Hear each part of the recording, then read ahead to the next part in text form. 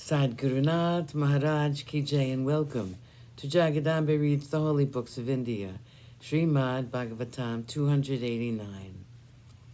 As you may remember, the Brahmins figured out that their wives were superior to them in bhakti. They have not learned the sacred Vedas under the tutelage of a guru. They have performed no tapas. They've not studied the Atma Vidya, the search after the truth about the Brahman. They have not been considered pure, since they do not perform the Sandhya Vandana, and yet impure as they are, ignorant as they are, foolish as they are, these women have found it in them to develop bhakti towards the Lord of Lords, Krishna. We did not have it. We were so absorbed in our rights that even when Krishna reminded us of our duties, that feeding others before the yagna is over is not wrong under the circumstances, words which the young cowherds repeated to us, we had no ears for them. He gave us a chance to redeem ourselves, or else what does the Lord want of us, that he should have begged for food? Narayana, whose feet are ever pressed by Lakshmi, Lakshmi who has for once abandoned her fickleness and her arrogance and eager to have him all for herself, presses his feet constantly, asking him to favor her. That Lord Narayana came to us asking for food, saying that he was hungry, and we refused. Can anything be more terrible than what we have done? It is not as though we did not know about him. We cannot plead ignorance. We have been told that Yogeshwara Narayan had been born in the house of the Yadus. And yet, when we needed it most, our thinking power deserted us. Our wives had to show us that the only thing worthwhile is unswerving devotion to the Lord. We salute most humbly Krishna, the home of infinite knowledge. We who had our intellect clouded by our absorption in rituals. In his infinite compassion for us, he will be kind and forgive us for this unforgivable sin.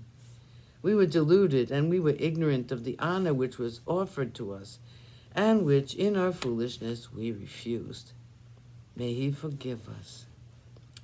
So overcome with shame were the Brahmins that they did not have the courage to face Krishna and Rama.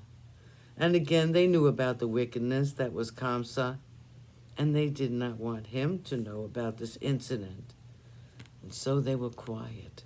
They did not come and see the brothers who were divine by birth. 182, not Indra, but Govardhana. Once, Krishna noticed that the entire population of Vrindavan was busy about something. In his house also everyone was busy, apparently preparing for some great event. Though he knew what it was all about, Krishna approached his father, Nanda, and very humbly stood before him, and he found the old men of the community also in the company of Nanda. They were all there, and this young child went and stood with folded palms before his father and asked him, "Father, everyone seems to be busy about something. There is great excitement everywhere, and I can see that some big festival is to be observed. Tell me, Father, what is it all about?" Nanda took him on his lap and, fondling his unruly curls, said, "My son, we are all preparing to perform a yagna." "A yagna?" asked Krishna with his eyes wide open. "Who is the god for whom this yagna is to be performed?" "Father, there must be some great desire in your hearts which is prompting you to do this. You have always told me what I have wanted to know, and now you must tell me what you desire so much that a yagna has to be performed for it. People who have ever held the Atman to be greater than everything else, who can see no difference between theirs and those of others, no difference between friend or foe, who have learned to treat all opposites alike, will have no desires." Sadgurunath Maharaj Ki Jai. Thank you for coming. I hope you come again.